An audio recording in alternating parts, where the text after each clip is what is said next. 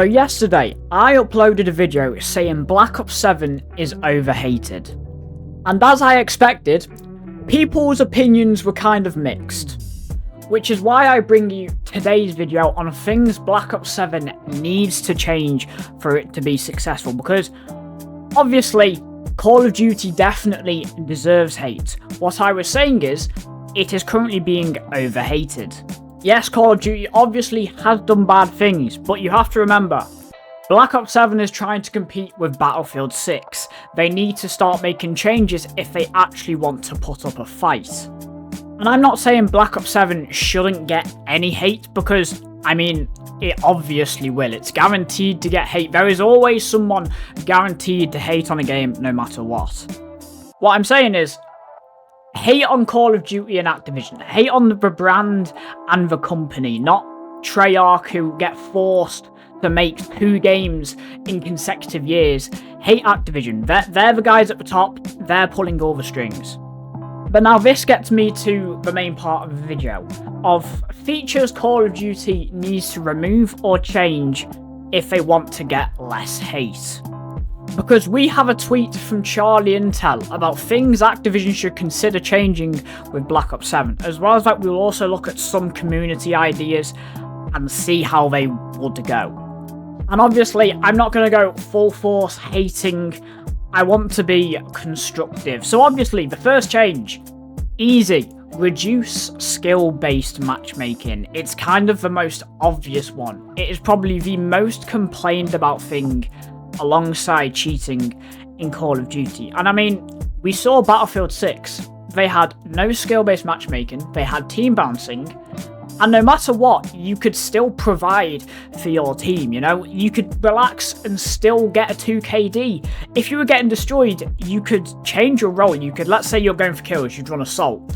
But let's say you're getting destroyed. Maybe I want to be a medic and I just want to go around reviving my teammates, getting score for my team, still helping. You can do that. Whereas in Call of Duty, every game you are put against players at your skill bracket, even though you're not playing for any reward. You're not playing for a rank, you're not playing for money. They just force you to play people that are very close to your skill bracket, if not higher. And this is not about playing bots, this is not about playing worse players only, this is 100% about variety. I want good players in my lobby, I want bad players in my lobby. Moving on, also related to the matchmaking, end lobbies disbanding. Nowadays in Call of Duty, so skill-based matchmaking can actually work efficiently, it'll disband the lobby, and it's more, your next lobby is basically based off your previous performance.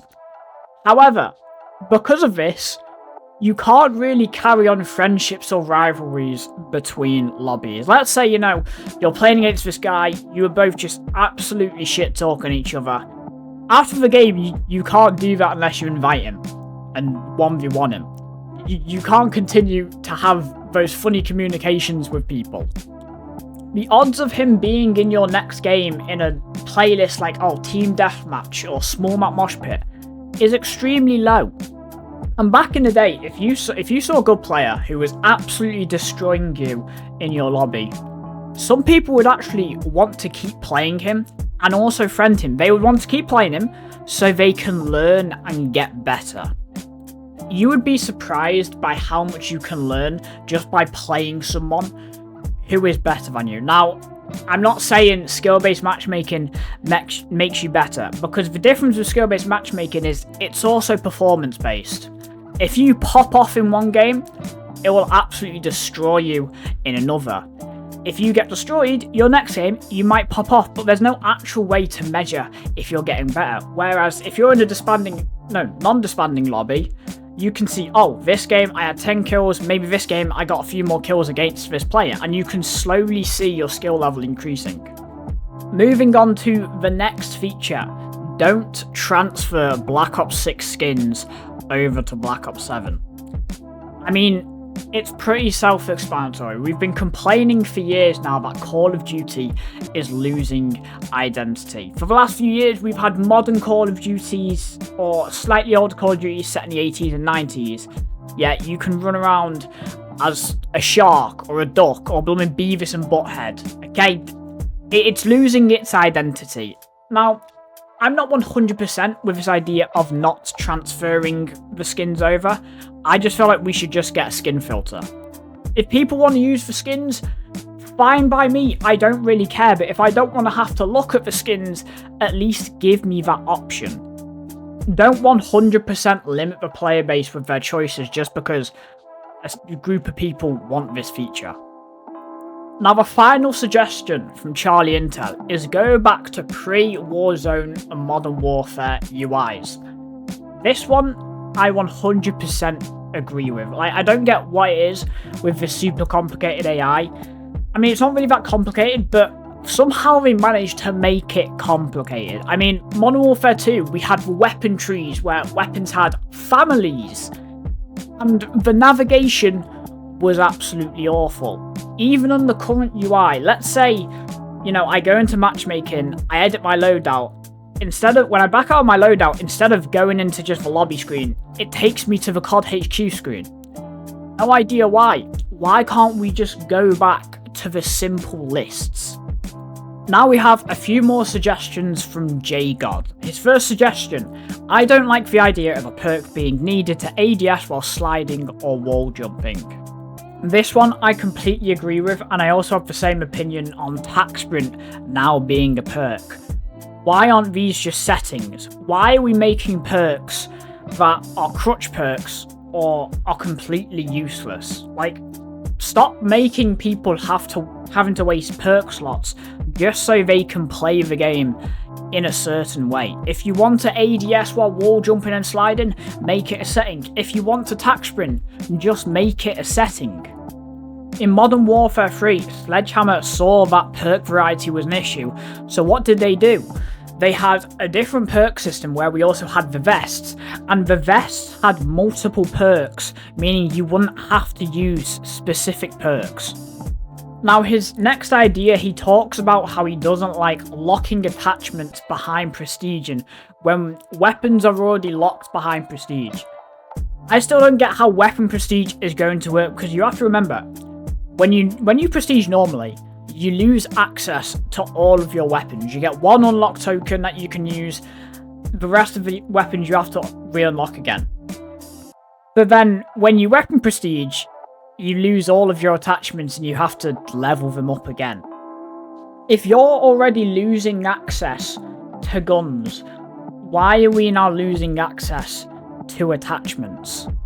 It kind of just gives players more reason not to either Prestige or weapon Prestige. And I mean, you see it in Warzone all the time, the amount of level 55s. Even my friends who barely even play, they said, oh, I'm not going to play this game much, so I don't see the point in Prestige, and I'll just Prestige once to get a cool skin, and then I'll just stay at Prestige 1. Obviously, yes, the Prestige system is amazing for people who are going to grind the game, but it also is kind of annoying for casual players who want to unlock rewards, but also they don't have the time to actually do everything. Now, JGod's final idea is XP tokens being based off real time is idiotic and greedy. I 100% agree with this, okay? We saw X-Defiance XP tokens, they only wasted time when you are actually in a match. They don't waste time if you're in a lobby, they don't waste time if you don't even have the game running. For some reason, Call of Duty has just had this for years now. All I see is a simple way of trying to get players to play long. You know, if you pop an RXP token, that's going to run out, so they want you to play and use it all.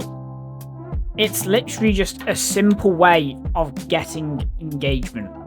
And as well as that, same with the Battle Pass XP. Why is the Battle Pass XP based off pure playtime and not actual XP? If a player with half my KD plays the game the same amount of time as me, they will progress through the Battle Pass at the same rate.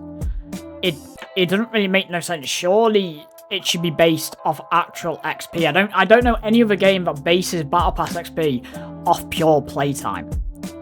Now, I have another 2 suggestions, and then I'm kind of out of time. First of all, new modes. So, in Black Ops 7, we are getting the new 20v20 mode with 2 maps at launch. Now, I'm slightly scared that because obviously, they've got to manage zombies content, they've got to manage multiplayer content, they've got to manage Warzone content, I'm slightly scared that this mode will end up like the War mode in Modern Warfare 3. You know, they brought the War mode back, they only had one map at launch. I think they only had like 1 or 2 new maps. I just feel like it will be a forgotten mode. Like, they'll just have too much content to make for other modes. They won't have time to focus on the new 20v20 mode. And I mean, it happened with the War mode. The War mode was a solid mode, yet it just didn't get any love. Now, my final complaint about current Call of Duty games and what I think needs to be changed is the same 2-gun meta across entire games. We've seen it in Black Ops 6, if you're not running a Jackal on aims, you get destroyed. In Modern Warfare 2, if you're not running the TAC 56, you get destroyed. In Cold War, if you weren't running the LC10 for about 4 seasons, or the MP5, you get destroyed. We need to stop this. The meta is either going to be the same from the start, or the meta is just going to be the 2 new weapons that come out in the Battle Pass.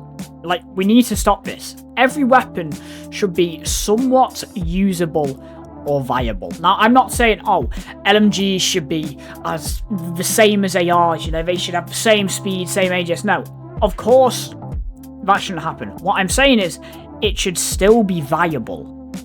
You shouldn't be forced to use specific weapons, because if you don't, you get destroyed. Sledgehammer perfected this in Modern Warfare 3. Majority of the weapons were viable. They brought aftermarket parts, making some weapons viable, and it was just overall a healthier multiplayer experience. You know, I did the entire Grand Mastery grind. I got 1,000 kills on 33 different weapons. I did it on LMGs. I did it on battle rifles. The weapons obviously weren't the meta, but they were still usable. Now, sadly, I don't have enough time to go through any more community suggestions, so do let me know if you'd like to see a video like this again, where I just go through community suggestions. Maybe I find more tweets, maybe even Reddit posts.